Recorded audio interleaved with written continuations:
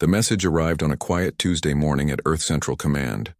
Commander Jack Miller stared at the holographic display, reading the formal invitation from the Galactic Council for the third time. His weathered face, marked by years of space travel and countless battles, remained expressionless, but his eyes narrowed slightly. "They want us to bring our fleet to their military showcase," he said finally, looking up at the gathered officers in the command room. "All species will display their latest warships." Lisa Reed, Earth's chief diplomatic officer, stepped forward. Her practical uniform contrasted with the elaborate diplomatic robes she usually wore when meeting alien representatives. "It's not just an invitation, Commander," Lisa said, her voice calm but concerned. "It's a test. The Council wants to see where we stand compared to other species." Jack nodded slowly.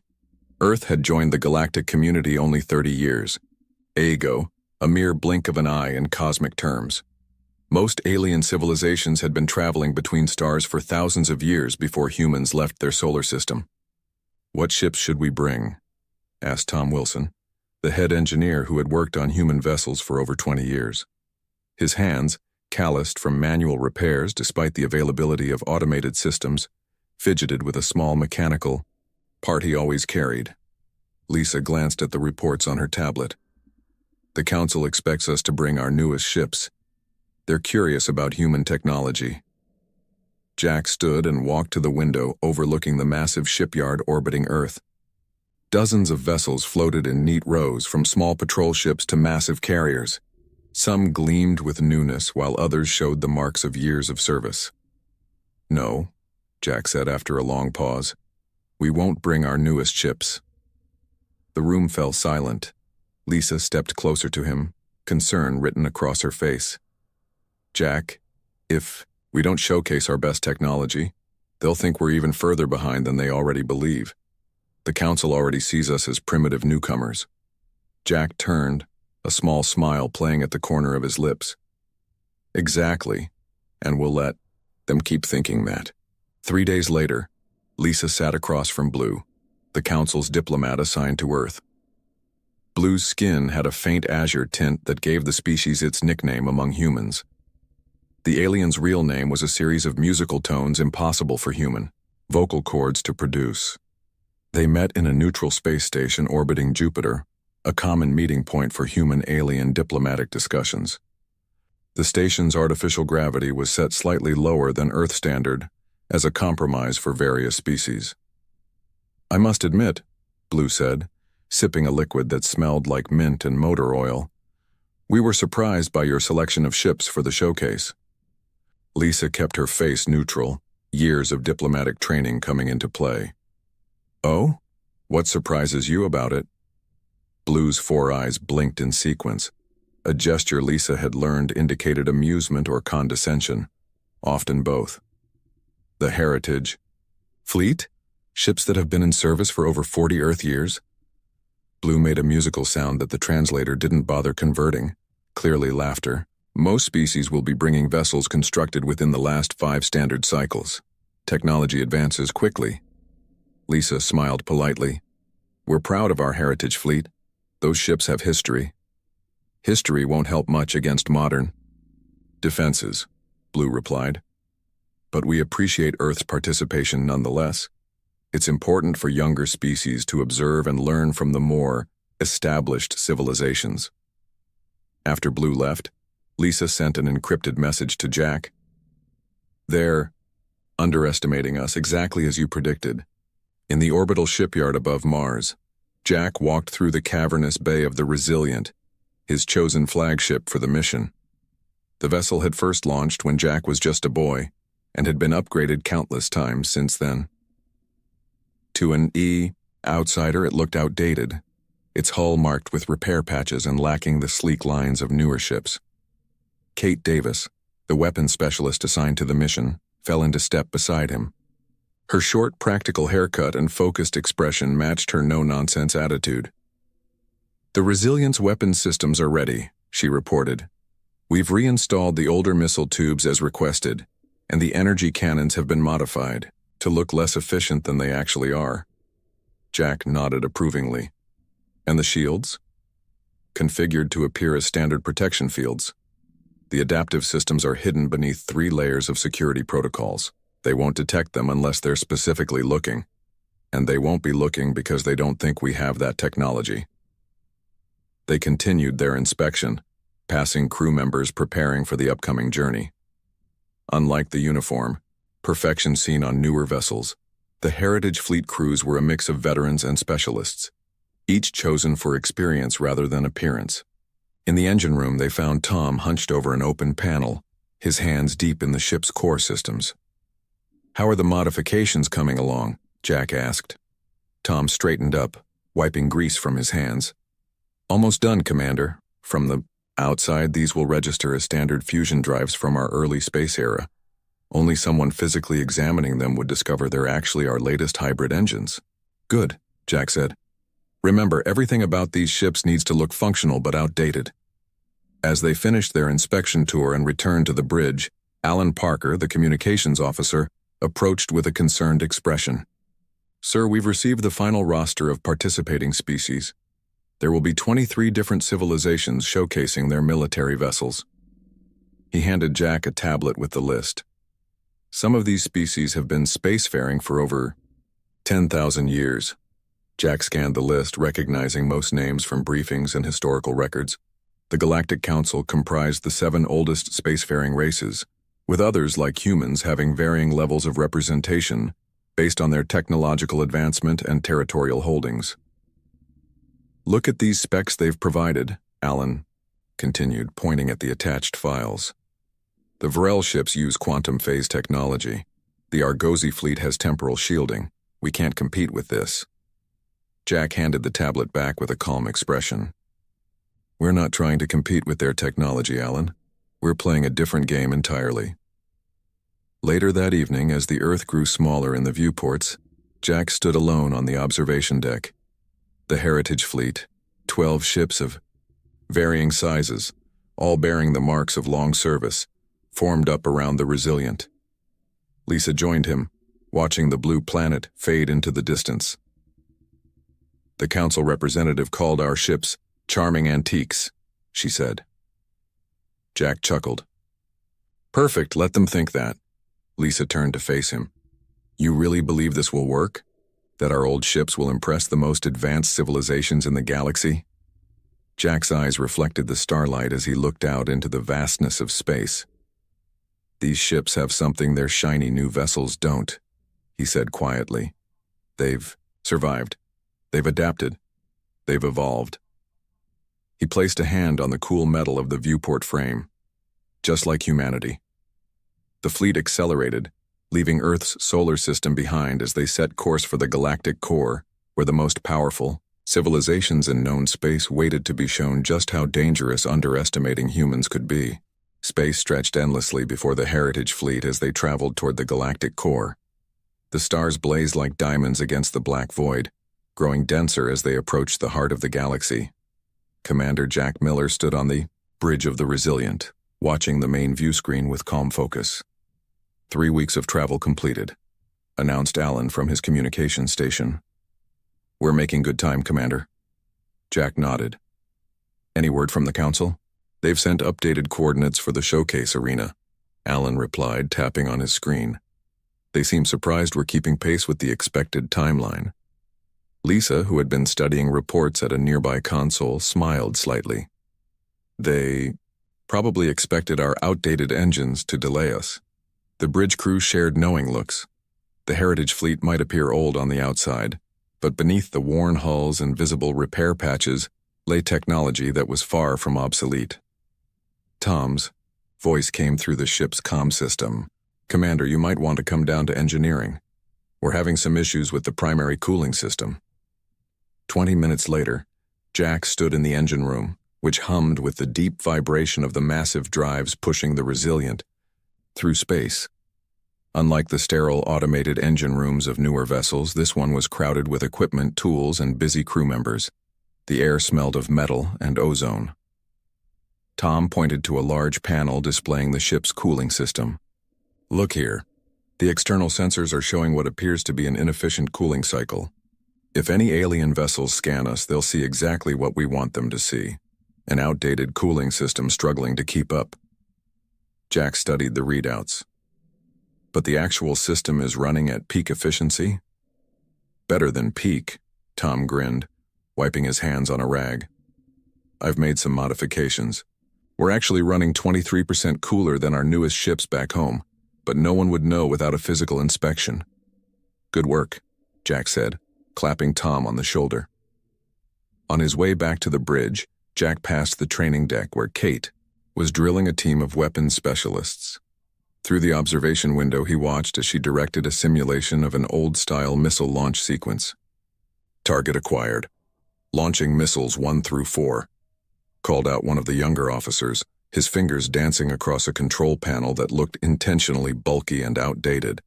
Kate nodded in approval, but then barked. Too fast. Remember, we're supposed to have slower targeting systems. Add a 3-second delay between target lock and firing sequence. The young officer adjusted his approach, deliberately slowing down what would normally be an instantaneous process.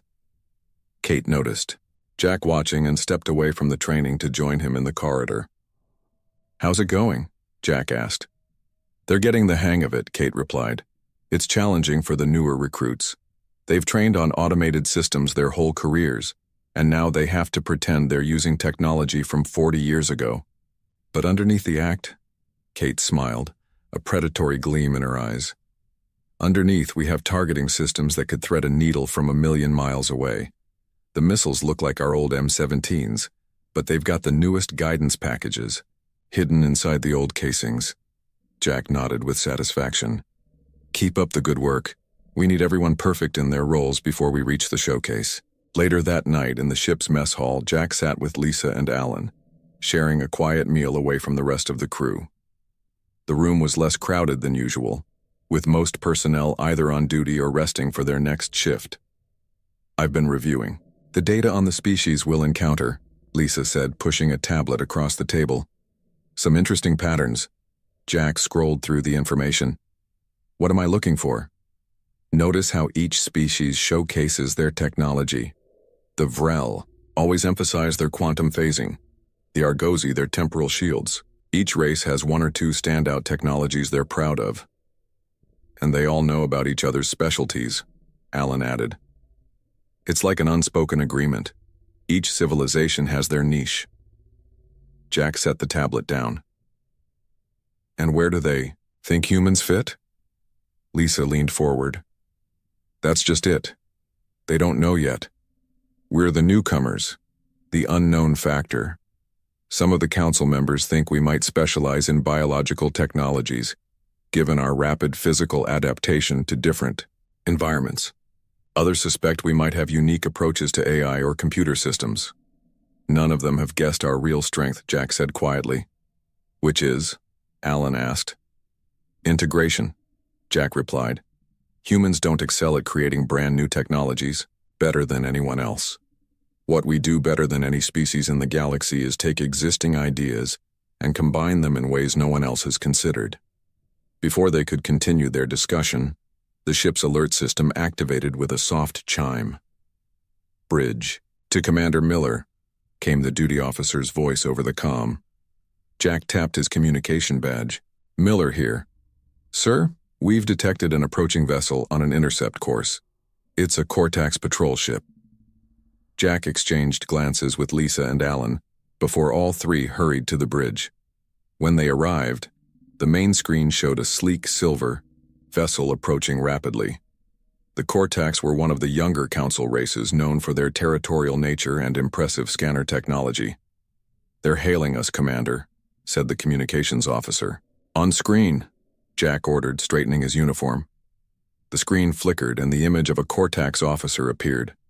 The alien had smooth gray skin with subtle ridges along its neck and a sharp, beak-like mouth. Its 4 eyes blinked independently as it studied the human bridge crew. Earth vessel, the Cortax said, its translator giving its voice a metallic quality. This is Security Captain Moore of the Galactic Council Border Patrol. State your purpose in this sector. Jack stepped forward. I am Commander Jack Miller of the Earth Heritage Fleet. We are en route to the Galactic Showcase by official invitation from the Council. The Cortax officer's eyes narrowed. The Heritage Fleet? Ah, yes, the human historical vessels. There was unmistakable dismissal in its tone. Our scans detect outdated propulsion and defensive systems.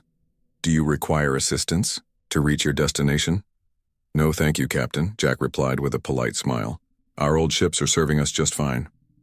As you wish, Moore said. However, protocol requires we inspect all vessels heading to the showcase. Prepare for a scanning beam. Lisa stepped closer to Jack, speaking quietly. Standard procedure, but their scans are more detailed than most. Should we be concerned? Not at all, Jack murmured back. Tom assured me our modifications would hold up to external scanning. A pale blue light washed over the Resilient as the Cortax ship circled them slowly. Scanning complete, announced Moore after several tense minutes. Your vessels appear functional if primitive. You may proceed to the showcase. The alien's mouth parts twitched in what might have been amusement. Though I must say, Commander, I'm curious what you hope to achieve by bringing such outdated technology to the demonstration. Jack maintained his pleasant expression. Sometimes old tools have unexpected uses, Captain Moore. After the Cortax ship departed, the bridge crew relaxed visibly.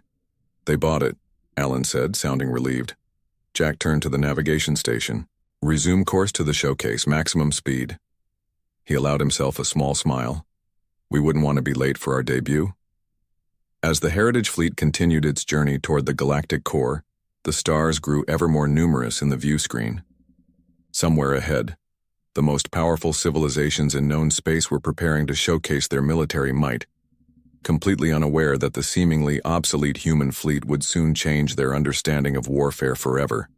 The galactic showcase arena came into view as the Heritage Fleet emerged from their final jump point. Jack stood motionless on the bridge, taking in the massive structure that hung in space before them. The arena was a marvel of engineering, a colossal ring-shaped construct orbiting a neutron star, its surface gleaming with lights that formed shifting patterns across its metallic skin. It's enormous, Alan whispered, awe evident in his voice. Lisa nodded.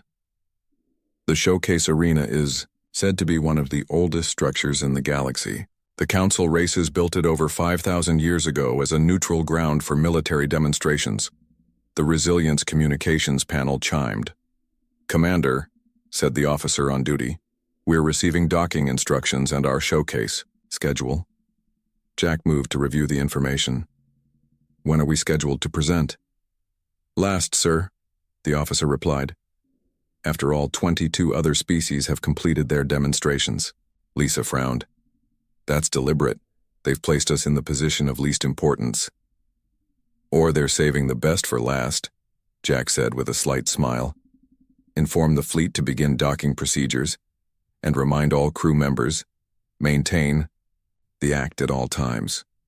The Heritage Fleet approached their designated docking areas, their thrusters firing with visible puffs of exhaust, an intentional inefficiency that made their maneuvering appear clumsy compared to the sleek, silent movements of the alien vessels already docked. As they secured the ships, Jack, Lisa, and Kate prepared to attend the opening ceremony. They wore their formal Earth uniforms, practical blue and gray outfits that lacked the ornate decorations or technological enhancements visible on the clothing of other species. Remember, Jack said as they stood at the airlock, we're here to observe and learn. Ask questions. Look impressed. Don't reveal anything about our true capabilities. The massive docking bay was filled with representatives from across the galaxy. Some species Jack recognized from briefings. The tall, willowy Argosy with their shimmer suits that bent light around them. The six-limbed Vrel whose bodies pulsed with subtle quantum shifts. The insectoid Trill whose compound eyes reflected rainbows of light. Others were new to him, creatures of such alien form that he could barely determine which parts were body and which were clothing or technology. Admiral Vex of the Cortax, the current head of the Galactic Council's military division, stood on a raised platform at the center of the bay. Unlike Captain Moore from the patrol ship, Vex had golden markings along their neck ridges, signifying high rank. Representatives of the galaxy's military forces, Vex's amplified voice echoed through the chamber. Welcome to the 73rd Galactic Showcase. Here we celebrate the pinnacle of each civilization's defensive capabilities and share in the collective advancement of our galactic community. Vex's four eyes scanned the crowd, pausing briefly on the human delegation. We have a special edition this cycle, representatives from Earth, one of our newest members. They have brought what they call their heritage fleet for demonstration. A ripple of what sounded like amusement passed through the alien crowd. Now let us proceed to the observation deck for the first demonstrations. The Argosy Temporal Fleet will begin, followed by the Vrel Quantum Armada. As the crowd moved toward the massive observation deck, Jack and his team found themselves approached by a group of Trill representatives, their chitinous bodies clicking as they moved. "Humans," the lead Trill said through its translator, mandibles, moving rapidly. "We have studied your ships during docking. Fascinating use of combustion technology. Very traditional." Kate maintained a pleasant expression. "Our heritage fleet has served Earth well for many years."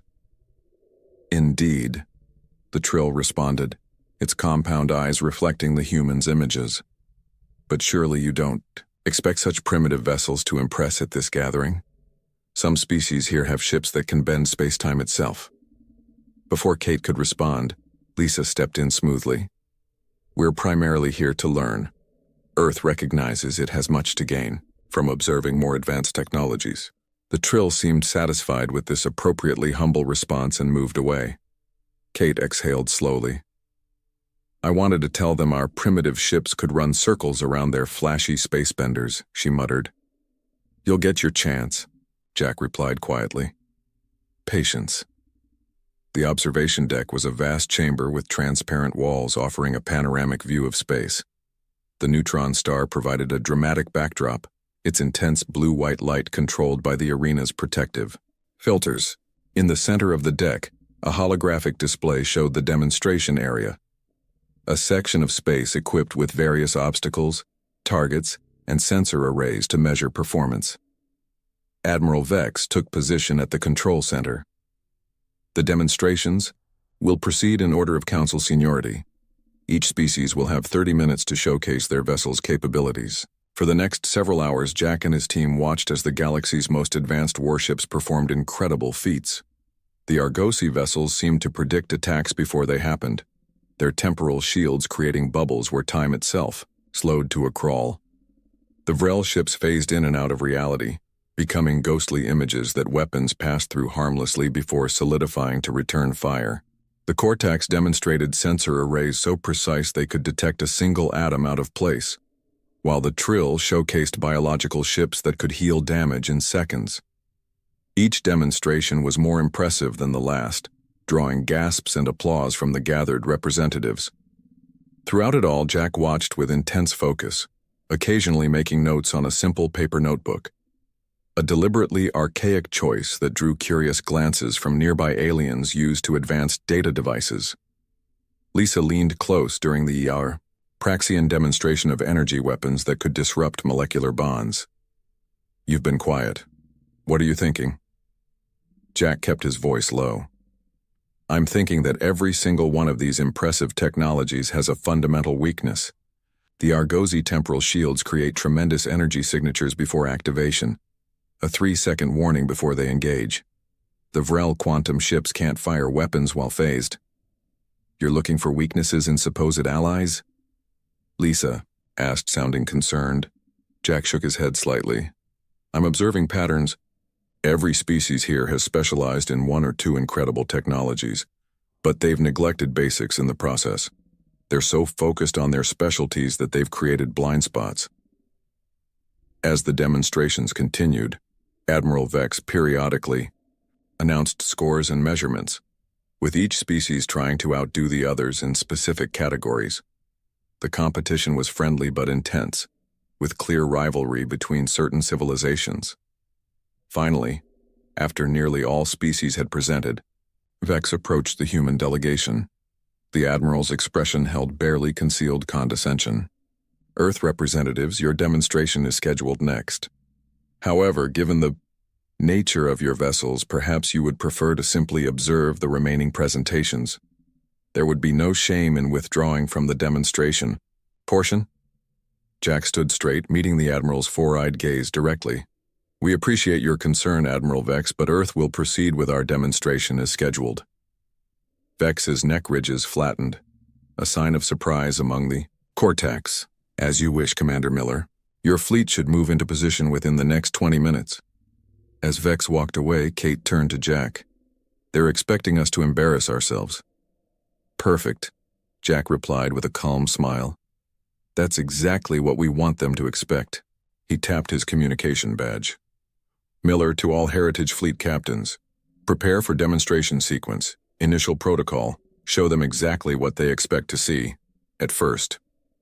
The human crew returned to their ships, passing groups of alien representatives who watched them with expressions ranging from pity to amusement. No one noticed the subtle look of anticipation that passed between the humans as they prepared to turn the galaxy's expectations upside down. The Heritage Fleet moved into position in the demonstration zone, thrusters puffing visibly as they arranged themselves in a simple formation. From the observation deck, the gathered alien representatives watched with expressions ranging from mild curiosity to barely concealed derision. Look at those exhaust patterns, one Trill representative chittered to another. They're still using chemical propellants for maneuvering. Admiral Vex stood at the control center, four eyes blinking in sequence as they addressed the crowd. We now present the Earth Heritage Fleet for their demonstration. As our newest galactic members, humans have brought vessels they consider historically significant. The Admiral's voice carried a note of indulgence as one might use when watching a child's crude attempt at art. On the bridge of the Resilient, Jack settled into the command chair and surveyed his crew. Each officer sat at their station, focused and ready. Communications, Jack said calmly. Open a channel to all Heritage Fleet vessels. Alan nodded. Channel open, Commander. This is Miller. Execute first demonstration sequence. Standard maneuvers only. Remember, look good, but not too good. The Heritage Fleet began their demonstration with basic formation flying. Nothing that would impress the gathered aliens, but executed with military precision.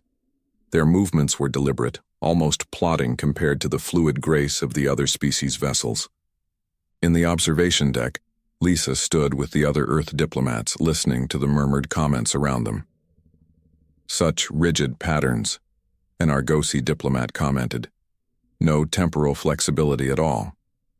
Their reaction time is measurable in full seconds, a Cortex officer added. Our vessels respond in microseconds.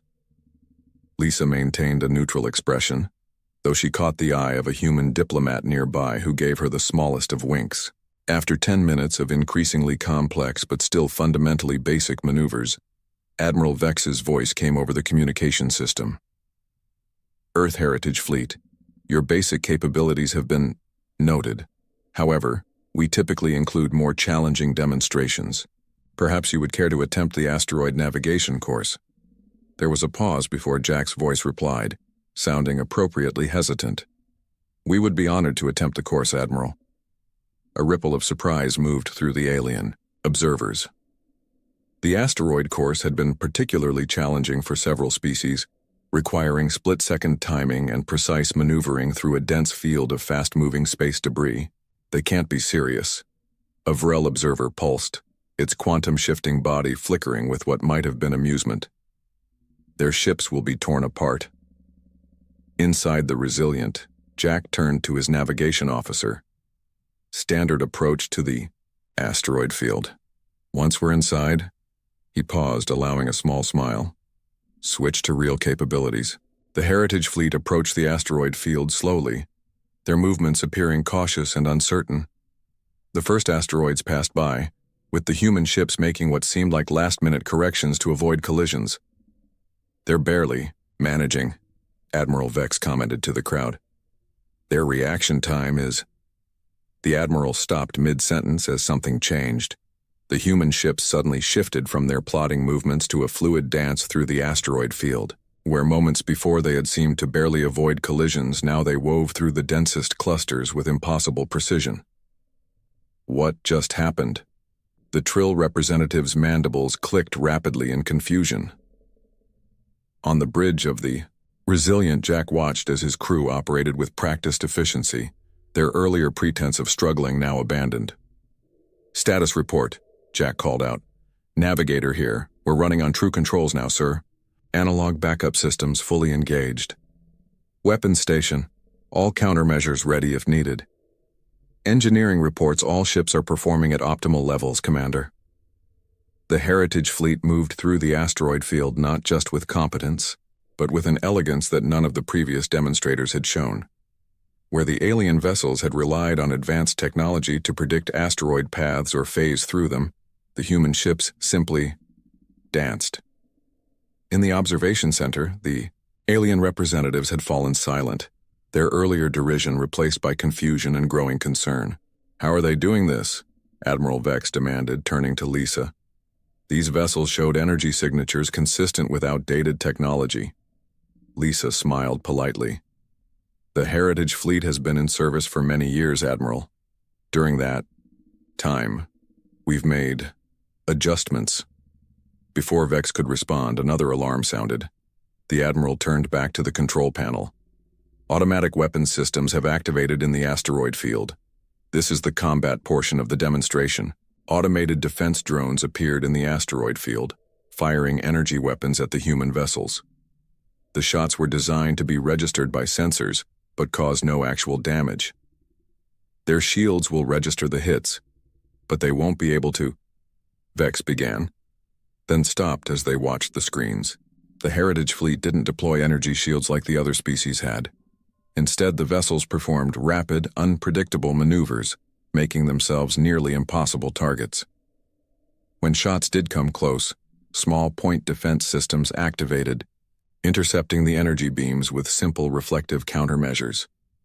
"Those are physical reflectors," a Vrel scientist observed with shock. "Not energy-based shields at all. They're using basic physics to deflect energy weapons." On the Resilient, Kate monitored the weapon systems with satisfaction. "Countermeasures functioning perfectly, Commander. The drones can't get a solid lock on us." Jack nodded. "Now let's show them something really interesting. Initiate defense pattern Miller 3. The Heritage fleet suddenly shifted formation. While continuing to navigate the asteroid field, the smaller vessels took positions around the larger ships, creating a protective screen. As drone attacks intensified, the fleet began to move as a single unit, the smaller ships intercepting attacks while the larger vessels provided covering fire with what appeared to be primitive projectile weapons. In the observation center, the alien representatives watched in growing disbelief. "They're using physical ammunition," one commented incredulously. "Actual metal projectiles." "Yes," another replied, "but look at the accuracy. They're hitting drones moving at sublight speeds with non-energy weapons. That should be impossible." Admiral Vex's neck ridges had flattened completely, a sign of extreme surprise in cortex physiology. This demonstration was designed to showcase advanced technology. The humans are using ancient methods. "Ancient," Lisa replied calmly, "but effective." As the Heritage fleet completed the asteroid course with a perfect score, Admiral Vex seemed to recover some composure. "An impressive display of piloting, Commander Miller. However, the final test involves direct energy weapon defense. Without advanced shielding, I'm afraid your vessels would be at a significant disadvantage."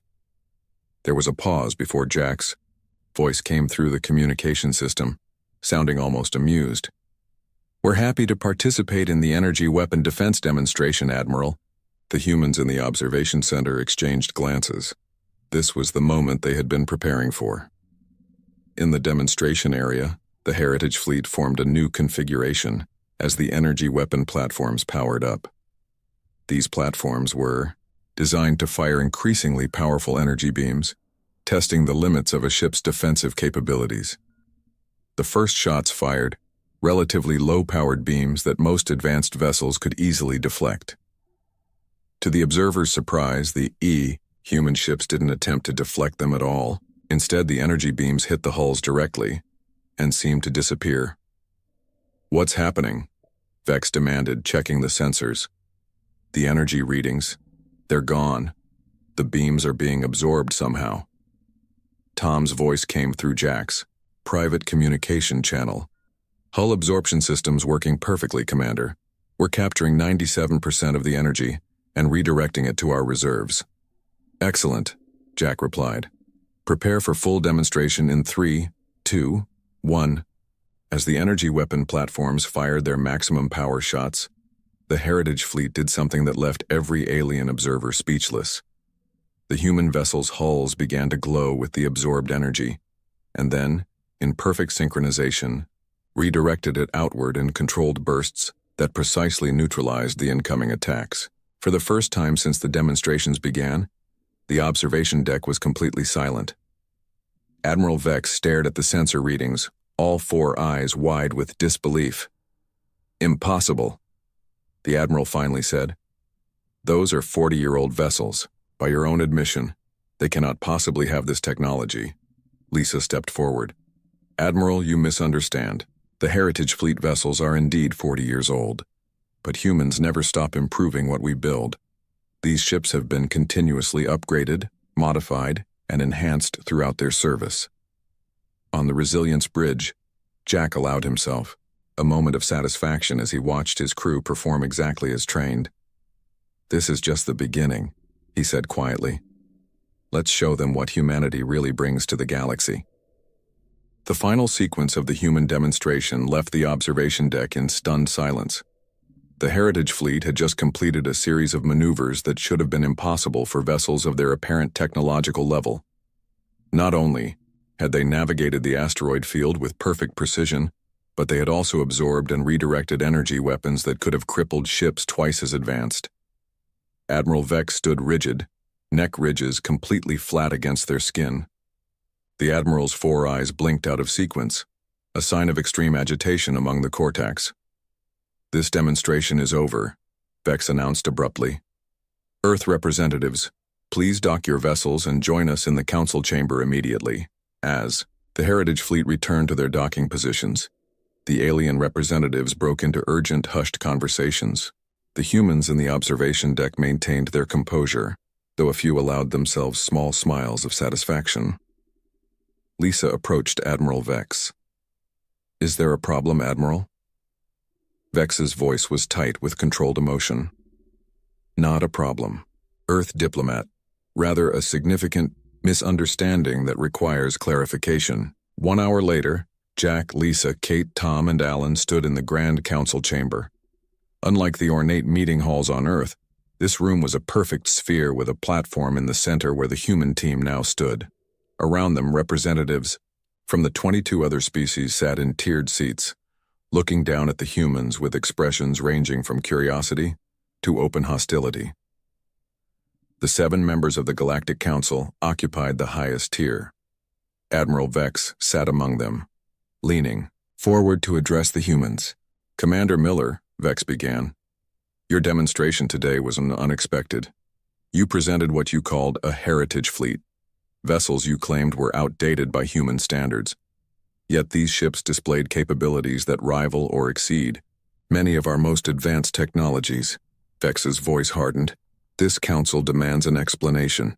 Were you deliberately concealing your true technological capabilities from the galactic community? Jack stood tall, his posture relaxed but confident. Admiral, honored council members, and representatives of the galaxy, I appreciate your concerns, but I must correct a misunderstanding. We never claimed our ships were technologically primitive, merely that they were older vessels with significant service history. Semantics, hissed a Trill representative. Your energy signatures, your visible propulsion systems, all suggested outdated technology. Jack nodded. Appearances can be deceiving. This is the first lesson of human military strategy. Never reveal your full capabilities until necessary. A murmur ran through the chamber. One of the council members, Avril, whose body constantly shifted between solid and translucent states, spoke next. If these are truly your older vessels, then we must ask, what do your newest ships look like? Jack exchanged a glance with Lisa before responding. That information remains classified, as I'm sure many of your own military advances do as, well, The chamber erupted in voices until Admiral Vex raised all four arms for silence. "What I find most perplexing," Vex said, "is how your vessels achieved what they did. Our scans detected no quantum phase technology, no temporal manipulation, no neural integration networks. How did primitive hull materials absorb energy weapons designed to penetrate advanced shields?" Tom stepped forward, after a nod from Jack. "If I may address the technical questions, Admiral." At Vex's gesture, Tom continued. "The key isn't in creating entirely new technologies, but in combining existing principles in ways others haven't considered. Our hulls use a layered composite material that captures energy rather than resisting it. The principle is actually quite old, dating back to our early experiments with solar collection. As for our navigation abilities," Kate added, "we use a combination of automated systems and manual piloting. When energy disruption weapons are detected, we can instantly switch to analog backup systems. Technology so old it's immune to modern interference." The Argosy representative, a tall being whose silver skin seemed to shimmer with internal light, leaned forward. "But such basic approaches should not work against our advanced systems." Lisa smiled diplomatically. "Yet they did. Perhaps because while you were all advancing in specialized directions, humans took a different approach. We never stopped improving the basics while we developed new technology." The council chamber fell quiet as the aliens considered this perspective. Finally, a previously silent council member spoke, an ancient being of the Marok species, whose crystalline body contained swirling gases that changed color as they thought. "In my 3,000 years, the Marok said, their translator giving their voice a musical quality, "I have observed many species join our galactic community. Each brings unique perspectives, but humans..." The gases in their bodies swirled from deep blue to vibrant purple. "Humans bring something I have not seen before, a willingness to look backward while moving forward." Admiral Vex seemed to consider this, their neck ridges slowly rising back to normal position. "Commander Miller, while I cannot say I approve of your deception, I must acknowledge the effectiveness of your demonstration." The Admiral paused. "It seems we have underestimated humanity." Jack nodded in acknowledgement. "A common mistake, Admiral, but one that rarely happens twice." The formal meeting concluded with the Council agreeing to reassess Earth's standing in the galactic community. As the human team left the chamber, they found themselves approached by representatives from various species, many now eager to discuss possible technological exchanges.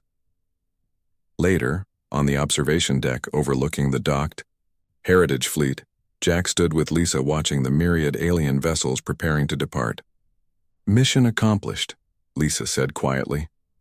"In one day we've changed how the entire galaxy sees humanity." Jack nodded. "Not bad for a fleet of museum pieces." "Speaking of which," Lisa turned to face him, "when do you think Earth will reveal our actual current technology?" Jack smiled, watching a group of alien diplomats studying the Resilient with new respect in their postures. "Not anytime soon. Today we showed them what we could do with 40-year-old ships. Let them wonder what we could do with our current fleet." "And what about the prototype vessels?" Lisa asked, her voice dropping to a near whisper. "The ones even most of Earth doesn't know about?" Jack's expression remained neutral, but his eyes gleamed. "Those will remain our secret a while longer. In poker terms, we showed them a decent hand today, but we're still holding our aces." Tom approached them, checking a small device in his hand. "The fleet is ready for departure, Commander. All systems nominal and the crews are eager to head home." Jack took one last look at the massive showcase arena. "It's been an educational visit for everyone, I think." As they walked back toward the docking bay, an Argosy diplomat stepped into their path. The willowy alien skin shimmered with what humans had learned was an expression of respect. "Commander Miller," the Argosy said, "my government has authorized me to open discussions about possible military coordination with Earth. We find your perspective on technology integration most valuable." Jack smiled. "We'd be honored to discuss cooperation. After all, we're all members of the same galactic community." After the Argosy departed, Kate joined them, barely containing her amusement. From dismissed newcomers to sought-after allies in one day. Not bad. The real work begins now, Lisa reminded them. Maintaining the balance between revealing enough to be respected while keeping enough secret to be safe. Jack nodded as they reached the Resilience airlock. A challenge humanity has faced throughout our history. We reveal what we must, conceal what we can, and always, always keep improving. As the Heritage Fleet departed from the showcase arena, messages flooded in from across the galaxy. Requests for meetings, offers of alliance, and invitations to diplomatic summits. Earth had arrived on the galactic stage not with the flashiest technology or the newest ships, but with something far more valuable. Innovation that none had expected, and wisdom that few possessed. And as the supposedly obsolete vessels disappeared, into the darkness of space heading home to a planet that continued to build, improve, and evolve, one thing became clear to the watching galaxy. Underestimating humans would always be a dangerous mistake. Captain James Drake noticed it first during his morning observation on the bridge of the Leviathan. Earth's most advanced spaceship hung silently in orbit, its massive hull reflecting the distant sunlight. Drake's weathered face frowned as he studied the readings on his screen. "Something wrong, Captain?" asked Officer Bell, looking up from her station. Drake ran a hand through his short gray hair. "The sensor array is picking up unusual energy patterns beyond Neptune. Been watching them grow stronger for the past week." He tapped the screen, bringing up a three-dimensional map of the solar system. Small red dots appeared at the edges, moving slowly but steadily inward. "I don't like this," Drake muttered. "Get me a direct line to Earth Command." General Wilson stood before the United Defense Council, her uniform crisp despite the early hour. The large underground chamber beneath New Geneva hummed with tense conversation as world leaders and military advisors filled their seats. "Ladies and gentlemen," Wilson began, "what I'm about to share is classified Level Red." The room fell silent. Level Red was reserved for existential threats to human survival. 3 days ago, our deep space monitoring stations went dark, one by one. She pressed a button, and the wall behind her lit up with a star map. First, the Alpha Centauri outpost, then Proxima, then the research bases in the Barnard system. "Equipment failure?" asked one of the council members. Wilson shook her head. Each sent the same message before going silent. "They are here." Murmurs spread through the room. Astronomers at the Lunar Observatory have confirmed that a large fleet of unknown vessels has entered our solar system, Wilson continued. "Their technology is unlike anything we've ever seen." President Carter stood up, her face pale but determined. "Have they attempted communication?" As if on cue, the screens around the room flickered and changed. A figure appeared, almost human in shape, but with grayish skin and eyes too large and dark to be from Earth. "People of the third planet," the figure said in perfect English, "I am High Commander Vex of the Galactic Dominion. For 10,000 years, we have brought order to the stars. Your world now falls under our protection. Resistance is both futile and unnecessary." The council chamber erupted in shouted questions, but President Carter raised her hand for silence. "What does protection mean exactly?" she asked. The alien smiled, revealing teeth too perfect and white. "It means you will serve the Dominion. Your resources and people will contribute to our greater purpose. Those who accept this truth will be treated well. Those who resist will be removed." President Carter's jaw tightened. "And if we decline your offer, then you will be conquered like all the others." The alien's image zoomed out, revealing a massive warship behind him. "We arrive in 3 of your Earth days. Prepare your surrender protocols." The transmission cut off. After a moment of stunned silence, General Wilson cleared her throat. "Madam President, it's time to activate Project Leviathan." On Mars Base Alpha, Commander Reed was enjoying his morning coffee when the alarms blared. He rushed to the control room, where chaos had erupted. "Report," he shouted over the noise. "Multiple objects entering Mars orbit," replied the young lieutenant at the scanner. "They're not responding to hails. energy signatures unlike anything in our database. Reed looked at the monitor. At least 30 ships, each larger than anything humans had built, were positioning themselves around Mars. Battle stations, Reed ordered, and get me Earth command now. Before the communications officer could comply, the first shots were fired. Energy beams of blinding intensity struck the base's defensive shields. The entire structure shook. Shields at 60%. Someone shouted. Reed grabbed the emergency comm. All personnel, evacuate to the underground shelters. This is not a drill. More beams struck the base. Equipment exploded, and emergency lights flashed on as the main power failed. Shields failing. Reed watched in horror as the alien ships descended toward the surface, their weapons tearing through Mars Base Alpha's defenses like paper. His last transmission to Earth was brief. They're here. God help us all. Back on Earth, the United Defense Council was in emergency session when the news from Mars arrived. All Mars bases have fallen, General Wilson reported grimly. We've lost contact with the lunar stations as well. They're moving faster than we anticipated. President Carter looked around the table. Options. Admiral Jones stood up. Madam President, for the past 15 years, we've been preparing for this possibility. Since the first alien signals were detected in the Kuiper Belt, we've been building. He pressed a button, and a hologram appeared above the table.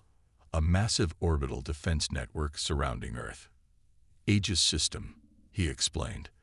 Thousands of automated defense platforms equipped with our most advanced weapons technology. If they want Earth, they'll have to fight for it. Will it be enough? Asked the president. General Wilson looked grim. Honestly, probably not. Not against what we're seeing, but it will buy us time to deploy our real weapon. She brought up a new image. A spacecraft unlike any other in Earth's fleet, sleek and dark. Its design seemed to absorb light rather than reflect it. Nearly 2 kilometers long, its shape vaguely resembled ancient sea creatures from Earth's oceans. The Leviathan, Wilson said. The most advanced weapons platform humanity has ever created. It's been in secret trials for 3 years. Captain Drake reports it's ready for combat. One ship against an armada. Someone asked skeptically. Wilson smiled thinly. This isn't just a ship. It's our best minds and most advanced technology combined with something they won't expect. Which is? President Carter pressed. Human ingenuity, Madam President. Plus a few surprises we've been working on since we discovered we weren't alone in the universe. Aboard the Leviathan, Captain Drake read his new orders with a grim expression. Around him, the bridge crew worked with quiet efficiency, preparing the massive ship for its first real combat mission. Captain, called Officer Bell. We're receiving a transmission from the approaching fleet. Drake nodded. Put it through. The main screen showed the same alien face that had addressed Earth earlier. You have one of your planetary rotations remaining to surrender, said High Commander Vex. Already your outposts have fallen. Resistance only brings suffering. Drake leaned forward. This is Captain James Drake of the Earth vessel Leviathan. We've been watching your kind for longer than you think. You should know that humans don't surrender easily. The alien's expression didn't change, but something like amusement flickered in those large eyes. Your primitive vessel, impressive as it may seem to you, cannot stand against the Dominion. We have conquered 1,000 worlds more advanced than yours. Drake smiled. Maybe, but none of them were Earth. He cut the transmission and turned to his crew. Battle stations. We launch in 1 hour. As the Leviathan's engines hummed to life, Drake looked out at the stars. Somewhere out there, an alien armada approached, confident in their victory. They had conquered the stars for millennia, spreading their dominion across the galaxy. But they had never met Earth. They had never faced humanity with its back against the wall. And they had never encountered the Leviathan. The battle for Earth was about to begin. The Dominion fleet spread through the solar system like a plague of metal locusts. Their ships, dark and angular, positioned themselves around Jupiter's moons, the rings of Saturn, and the asteroid belt. Within 2 Earth days, they had established bases on Titan, Europa, and Ganymede. From the bridge of the Leviathan, Captain Drake watched the tactical display with growing concern. The alien ships outnumbered Earth forces 20-1. "They're methodical," he said to his second-in-command, Officer Bell, "taking control of our resources before they hit Earth directly." Bell nodded grimly. "Smart strategy. Cut us off from our mining operations and fuel supplies first." The ship's communication system beeped. "Captain, incoming transmission from Earth Command," reported the communications officer. General Wilson's face appeared on screen. Even through the digital connection, Drake could see the exhaustion in her eyes. "Captain, the Dominion fleet is moving towards our orbital defenses. This is it. Aegis system is online and ready, but we need the Leviathan in position." Drake straightened. "We're ready, General. Operation Shadow Strike is a go." Wilson's face was solemn. "Good hunting, Captain. Earth is counting on you." High above Earth, the first wave of Dominion warships approached the planet. Inside the lead vessel, Admiral Voss observed the blue world with cold curiosity. "Primitive but beautiful," he remarked to his officers. "Scan for their defenses." "Already complete, Admiral," replied his second. "Minimal orbital platforms. Basic weapons technology. Nothing our shields can't handle." Voss narrowed his large eyes. "Proceed with caution. Intelligence reports suggest these humans are resourceful." The Dominion ships moved forward, their weapons charging. Suddenly, the space around Earth lit up as thousands of previously invisible defense platforms revealed themselves, their camouflage fields dropping. "Evasive action," Voss shouted, but it was too late. The Aegis system fired. Thousands of energy beams lanced toward the Dominion fleet. The alien shields flared bright as they absorbed the unexpected assault. "Impossible," Voss's second shouted. "Our scans showed nothing like this capability."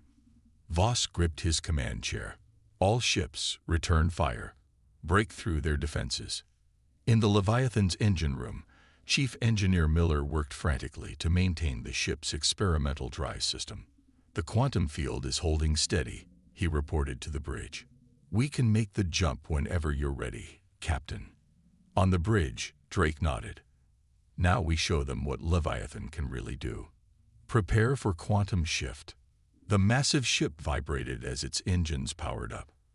Unlike conventional drives, the Leviathan's propulsion system could briefly shift the vessel partially out of normal space, allowing it to move incredible distances in seconds. Quantum shift in 3, 2, 1. The stars blurred around them. For a moment, reality itself seemed to bend.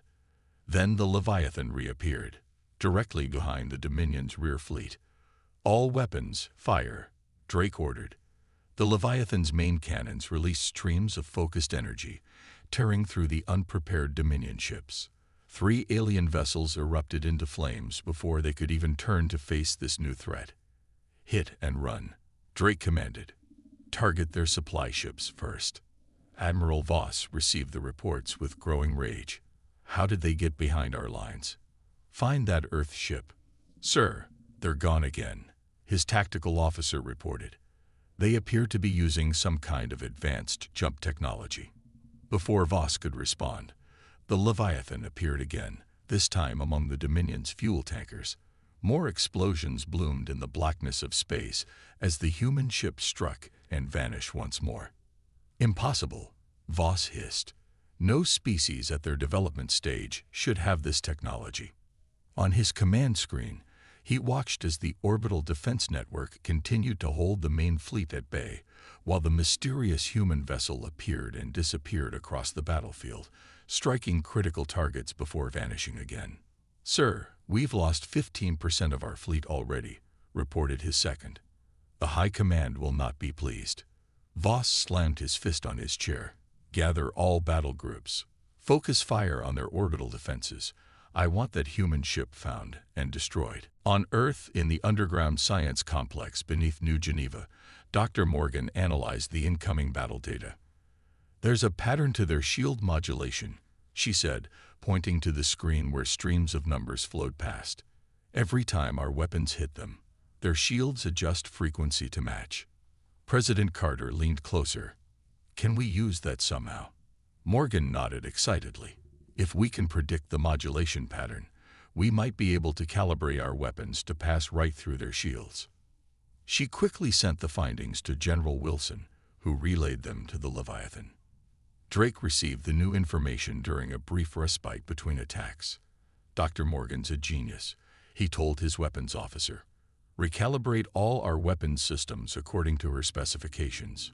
"Ready for another jump, Captain," Bell reported. "But the quantum drive needs time to cool after this one.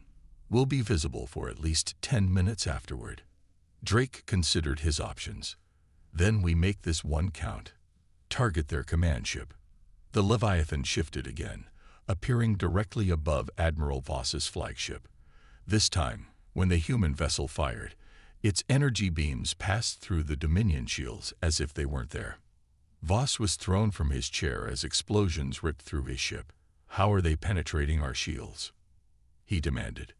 "Unknown, Admiral. They'd somehow adapted their weapons to our shield frequency." Voss staggered to his feet as more hits rocked the vessel. "All ships change shield frequencies randomly. Don't maintain any pattern." But the damage was done. A third of the Dominion's advance fleet was destroyed or disabled. The rest began to pull back, retreating to safer positions near Jupiter. On the Leviathan, the celebration was short-lived. The quantum drive overheated during the last jump, and the ship shuddered as conventional engines struggled to move its massive bulk. 3 Dominion cruisers on approach, Bell warned. "Our weapons are at half power after that last barrage." Drake gripped his chair. Evasive maneuvers. All power to forward shields. The Leviathan trembled as enemy fire struck it repeatedly. Warning lights flashed across the bridge. "Hull breach on Deck 12. Someone shouted. "Emergency teams responding." More blasts hit the human ship. Drake watched as systems failed across the board. Just when it seemed the Leviathan would be torn apart, a fresh wave of fire from Earth's defenses forced the Dominion ships to break off their attack. The Leviathan limped back toward Earth, battered but not beaten. In the aftermath of the battle, both sides assessed their losses. The Dominion fleet had retreated to regroup, but everyone knew they would return, and in greater numbers. Admiral Voss paced his damaged bridge. "I want to know everything about that human ship," he demanded. "Its capabilities, its weaknesses, everything." On Earth, General Wilson delivered her report to a somber defense council. "We bloodied their nose today, but this is just the beginning." The Leviathan performed better than expected, but it's severely damaged. "How long to repair it?" President Carter asked. 3 days, minimum. But our intelligence suggests the Dominion is calling for reinforcements from across their empire. Next time, they'll come with an even larger fleet. Dr. Morgan stepped forward. "I may have something that can help. Something we learned from studying the wreckage of their ships." All eyes turned to her as she began to explain her discovery, one that might give humanity a fighting chance in the battles to come. As the damaged Leviathan docked with Earth's orbital station, Captain Drake looked out at the stars.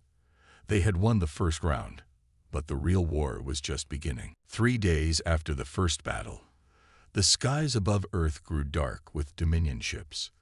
The reinforcements Admiral Voss had called for arrived in waves, their massive hulls blocking out the stars as they took position around the planet.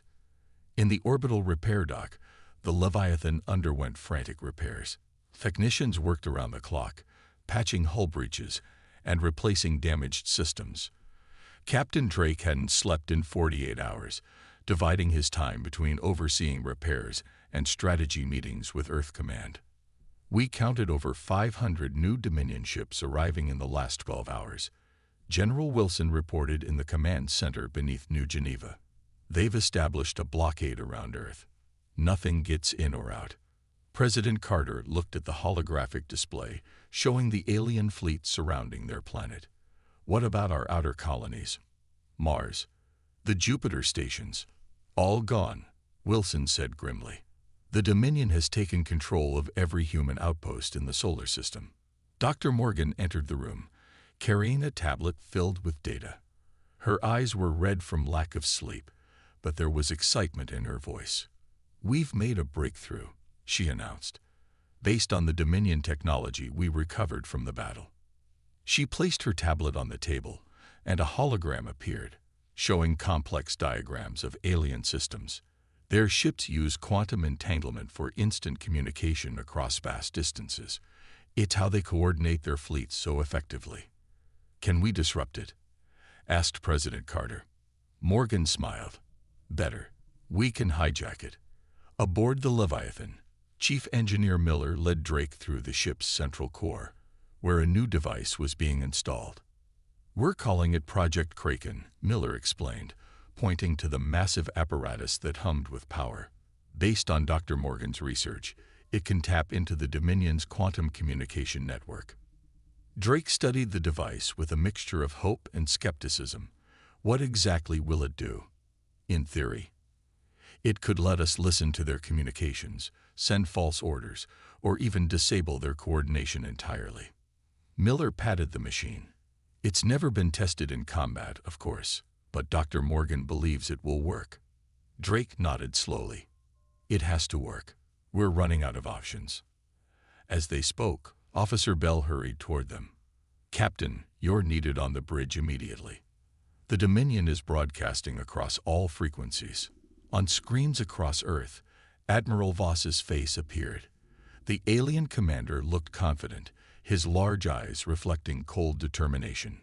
"People of Earth," he began, "your resistance has been noted. It is unusual. Few species fight back once the Dominion arrives." He paused, as if expecting appreciation for the compliment. "However, this changes nothing.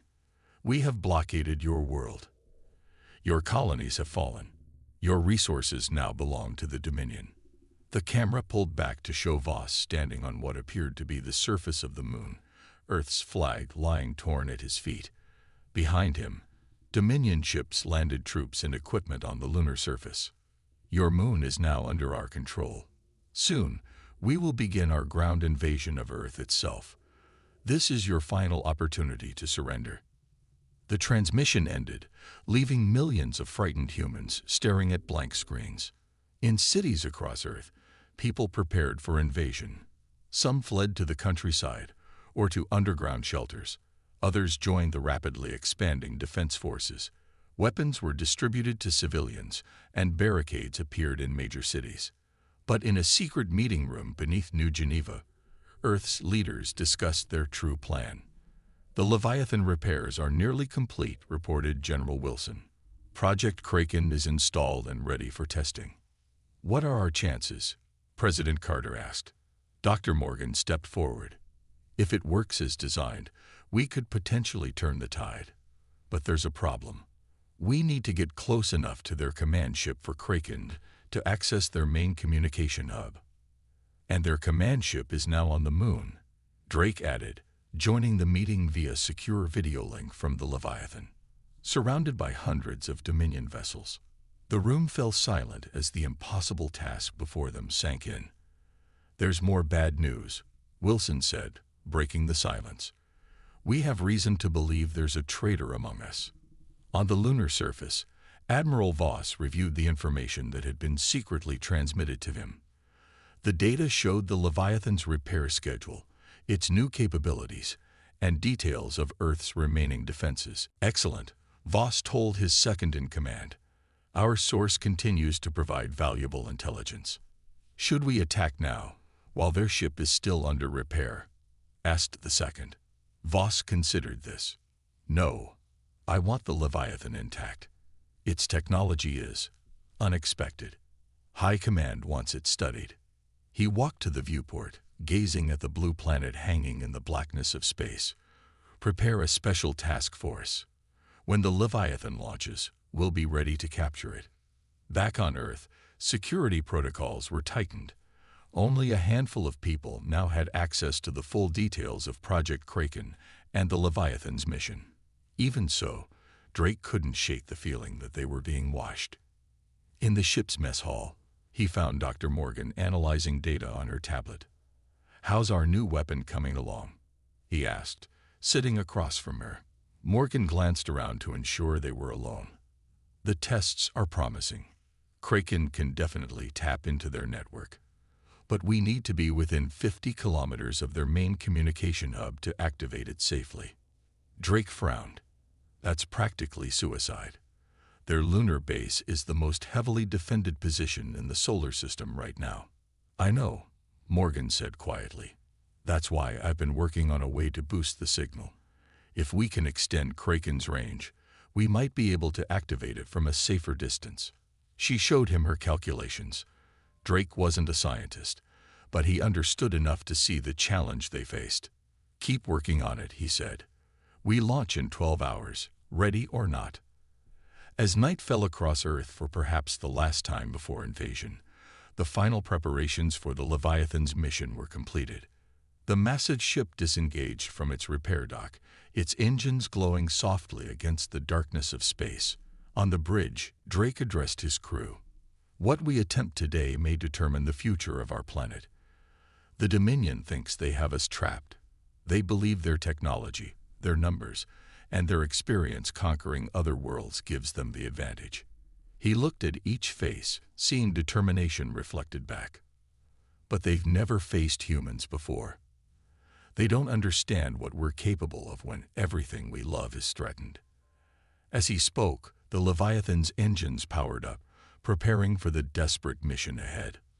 On the moon, alert signals blared across the Dominion base. "The human vessel has launched," reported a tactical officer. Admiral Voss smiled coldly. "Just as our source informed us. Deploy the capture fleet. Remember, I want that ship intact." Dozens of Dominion ships moved into position, forming an elaborate trap designed to force the Leviathan into a specific corridor of space. Voss watched as the human ship approached, apparently unaware of the danger. "Soon," he murmured, "the Leviathan will be mine." Aboard the Leviathan, Drake noticed the strange pattern of Dominion ships ahead. "They're forming a funnel," he observed, "trying to guide us into a trap." Bell nodded. "They're expecting us to go for the moon, to attack their new base." Drake smiled grimly. "Then let's not disappoint them. All hands, prepare for combat maneuvers." The Leviathan accelerated toward the moon, seemingly headed directly into the Dominion's trap. But as they approached the narrowest point of the enemy formation, Drake gave an unexpected order. "Dive." The massive ship suddenly changed course, plunging toward Jupiter instead of continuing toward the moon. The quantum drive engaged, and the Leviathan vanished from the Dominion sensors. "What happened?" Voss demanded as the human ship disappeared from his tracking systems. "Find them." But the Leviathan was already far away, hidden within the swirling storms of Jupiter's atmosphere, preparing for a different approach that the Dominion would never expect. Hidden within Jupiter's swirling storms, the Leviathan drifted silently. The massive gas giant's thick atmosphere scrambled sensors, making the ship invisible to Dominion tracking systems. On the bridge, Captain Drake watched the tactical display showing Dominion search parties combing the space between Earth and the moon. "They still don't know where we are," Bell reported, "but we can't hide here forever." Drake nodded grimly. "How's Project Kraken coming along?" "Dr. Morgan and Chief Miller are making final adjustments. They think they found a way to boost the range." Before Drake could respond, an emergency signal flashed on the main screen. It was General Wilson, her face tense with worry. "Captain, the lunar bases have fallen completely. The Dominion has begun landing troops on Earth." Drake's hands tightened on his chair. "Where?" "Major coastal cities first. New York, Shanghai, Rio. They're establishing beachheads for a larger invasion force." Wilson looked away briefly as someone handed her a report. "Our ground forces are engaging, but they're outnumbered and outgunned." "What about the Aegis defense system?" Drake asked. 80% destroyed. The Dominion focused all their firepower on it after you escaped their trap." Wilson's voice lowered. We need the Leviathan, Captain. We need Project Kraken operational now. Drake's jaw tightened. We're working on it. Just hold them as long as you can. The transmission ended, and Drake turned to his crew. Get me Dr. Morgan and Chief Miller. It's time to roll the dice. On Earth, the first waves of Dominion troops marched through the streets of major cities. Their armor gleamed in the sunlight, impervious to most human weapons. Behind them came massive walker machines, towering 3 stories high, crushing everything in their path. But the humans fought back with surprising determination. In New York, civilian militias ambushed Dominion patrols using the city's complex subway system. In Shanghai, modified construction equipment became makeshift battle machines. Everywhere, the invaders found not easy conquest, but bitter, street-by-street resistance. In the command bunker beneath New Geneva, President Carter received hourly reports of the fighting. "They're in London now," a general reported. "Paris is holding, but barely." Moscow reports heavy fighting in the suburbs. Carter nodded wearily. "And our special project?" General Wilson checked her secure tablet. Still no word from the Leviathan. "They're maintaining radio silence." "We need more time," Carter said. "Every minute our people keep fighting is another minute for Drake to complete the mission." As they spoke, an aide rushed in. "Madam President, we're detecting a massive energy buildup in Saturn's rings. The Dominion is assembling something big." Satellite imagery appeared on the main screen, showing hundreds of Dominion ships gathering around a massive structure taking shape among Saturn's icy rings. Wilson's face paled. "That's a planet-killer weapon. They're not planning to conquer Earth anymore. They're going to destroy it." Aboard his flagship, Admiral Voss received the latest battle reports from Earth. The resistance was stronger than expected, with human forces using their knowledge of the terrain to surprising advantage. "High Command is growing impatient," his second-in-command noted. They expected Earth to fall within days. Voss's large eyes narrowed. "High Command does not understand these humans. They fight differently than other species we've conquered. The planet killer will solve that problem." The second said. "Assembly is almost complete." Voss looked at the image of the massive weapon taking shape in Saturn's rings. A part of him regretted the necessity. Earth was a beautiful world, rich in resources and life. Destroying it seemed wasteful. "How long until it's operational?" 12 Earth hours. "Then we can end this resistance permanently." Voss nodded slowly. "Continue the ground invasion. Keep them distracted while the weapon is completed." As his officers carried out his orders, Voss returned to the question that had haunted him since the first battle. Where was the Leviathan? Inside Jupiter's turbulent atmosphere, Dr. Morgan made the final adjustments to Project Kraken. The device hummed with power, its complex arrays of quantum receivers glowing softly. "We've tripled its range," she told Drake. "It should be able to reach their command network from a much greater distance now." "Will it work?" Drake asked simply. Morgan hesitated. "In theory, yes. But we've never tested it against their actual network." "No time like the present," Drake said. He turned to the bridge crew. "Prepare to leave Jupiter's atmosphere. Set course for Saturn." Bell looked up in surprise. "Saturn, not Earth." Drake shook his head. "Our spies report the Dominion is building something big in Saturn's rings. Something that could destroy Earth entirely. We need to stop it." The Leviathan's engines powered up, pushing against Jupiter's thick clouds. Slowly, the massive ship rose through the layers of atmosphere until finally breaking free into open space. "No sign of Dominion pursuit," Bell reported. "They still don't know where we are." "Good," Drake said. "Full speed to Saturn. And ready all weapons. This won't be a quiet approach." On Earth, the battle for survival continued. In cities across the globe, humans fought with everything they had against the Dominion invaders. Old weapons were pulled from museums, sports equipment became makeshift armor, and civilian vehicles were turned into improvised fighting machines. In London, A group of dock workers used cranes to trap and crush a Dominion walker.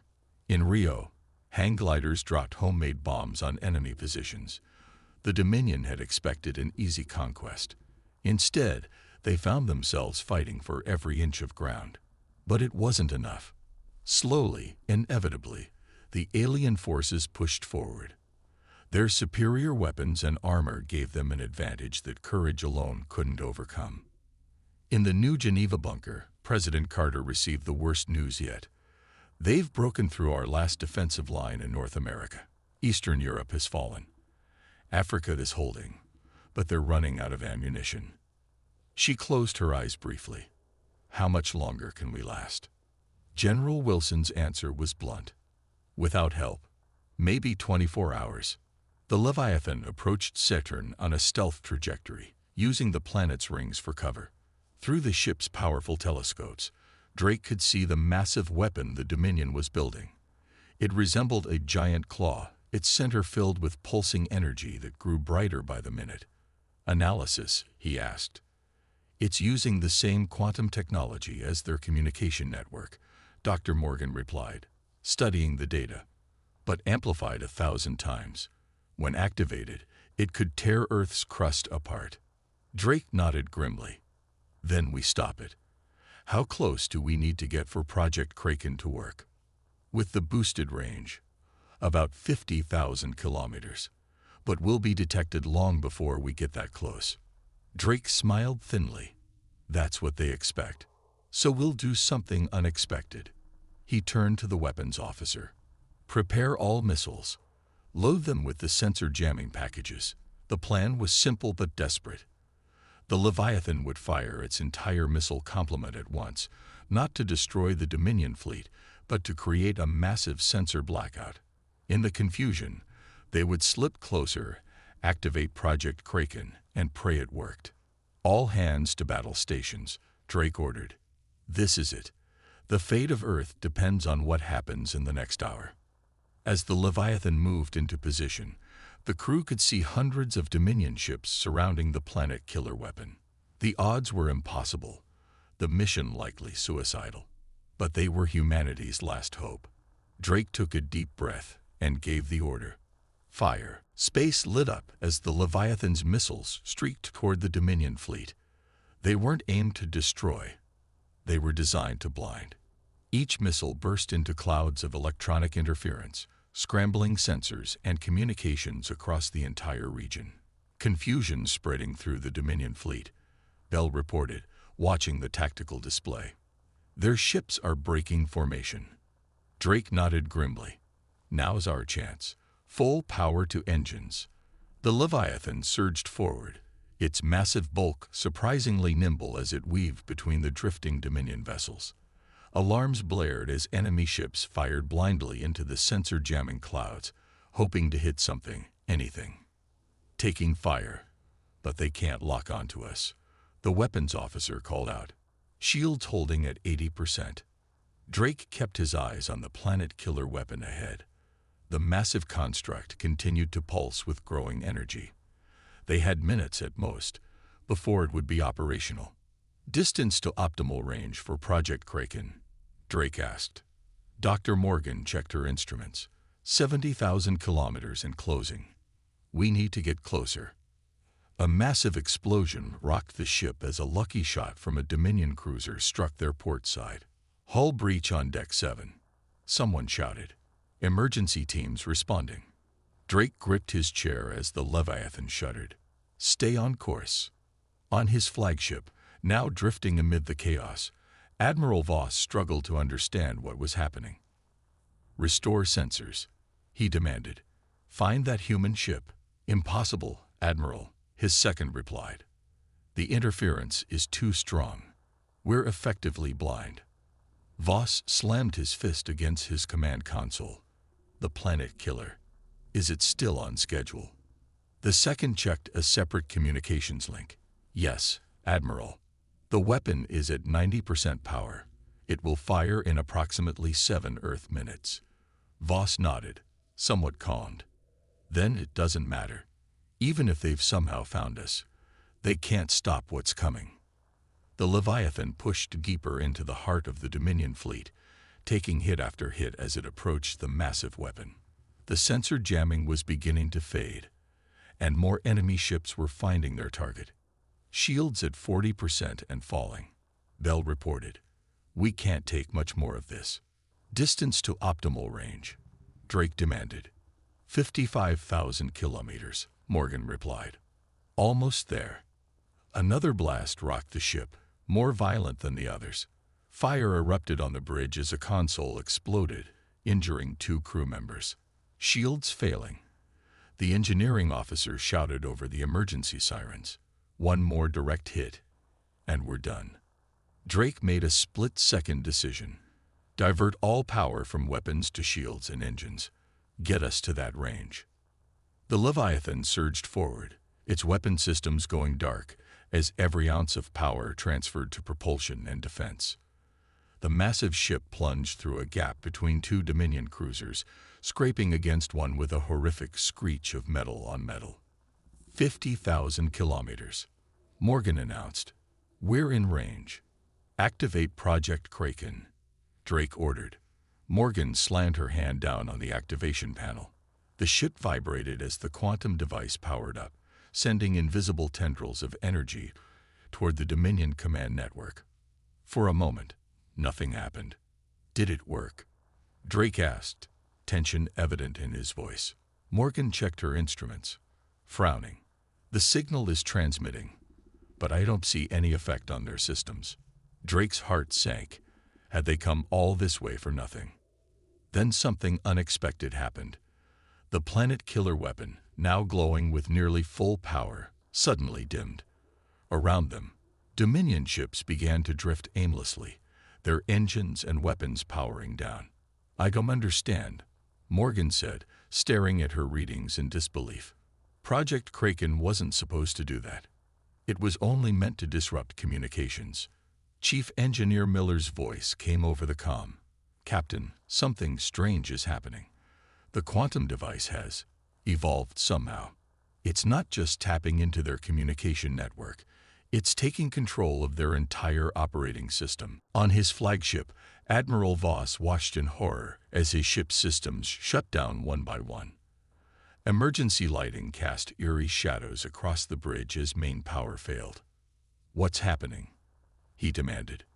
Unknown, Admiral. His second replied, frantically working controls that no longer responded. Some kind of system-wide failure. It's affecting all Dominion vessels in the area.